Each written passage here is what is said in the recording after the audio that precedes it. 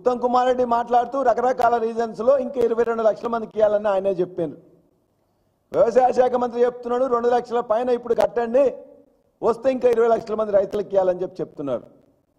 బట్టి విక్రమార్క 7,500 కోట్లు ఇచ్చిను, మిగతా వాళ్ళకి ఇవ్వాలని చెప్తున్నారు. ఆర్థిక శాఖ మంత్రి ఒకటి చెప్తాడు, వ్యవసాయ శాఖ మంత్రి మరొకటి చెప్తాడు, ఇరిగేషన్ శాఖ మంత్రి ఇంకొకటి చెప్తాడు. ముఖ్యమంత్రి మొత్తం అయిపోయింది, హరీష్ రావు నువ్వు పోయి మొత్తం కూడా ఏదైనా బాయిలో పడిసావని చెప్పేసి అంటాడు. ఏ విధంగా కరెక్ట్ ఇది? నీ యొక్క బూతులు మాట్లాడడం వల్ల, బెదిరించడం వల్ల, అదిరించడం వల్ల ఎవరు భయపడరు, రైతులు అసలే భయపడరు. కాబట్టి ఇలా రైతులందరూ కూడా ఉద్యమిస్తున్నారు. రైతుల ఉద్యమానికి మేము సంఘీభావం తెలియజేస్తున్నాం. రైతుల్ని తప్పనిసరిగా రిలీజ్ చేయాలని కోరుతూ మళ్ళొక్కసారి కూడా ఈ ప్రభుత్వాన్ని ఖచ్చితంగా కోరుతున్నాం. 2 లక్షల రుణమాఫీని వెంటనే షరతులు లేకుండా అందరికీ ఇవ్వాలి.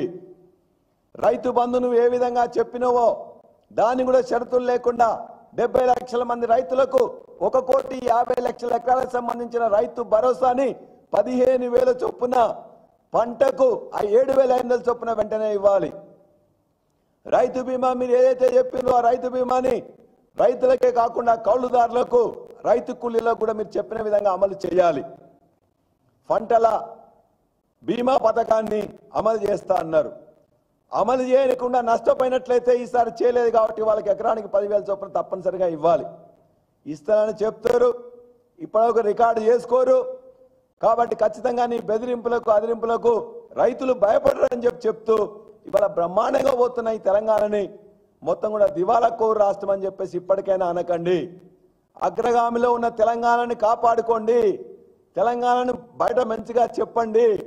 అన్ని రంగాల్లో ముందున్నామని చెప్పేసి అనేక సంస్థలు, నీతి ఆయోగ్ కానీ, ఆర్బీఐ కానీ, ఆర్థిక ఇతర శాఖలు కానీ, భారతదేశంలో ఉండే అత్యున్నత సంస్థలన్నీ కూడా తెలంగాణ బాగున్నది, తెలంగాణ వృద్ధిలో ఉన్నది, తెలంగాణ అభివృద్ధిలో ఉన్నది, తెలంగాణ పురోగామి అని చెప్తుంటే మీకు మీరుగా దివాలా తీస్తుందని చెప్తున్నారు.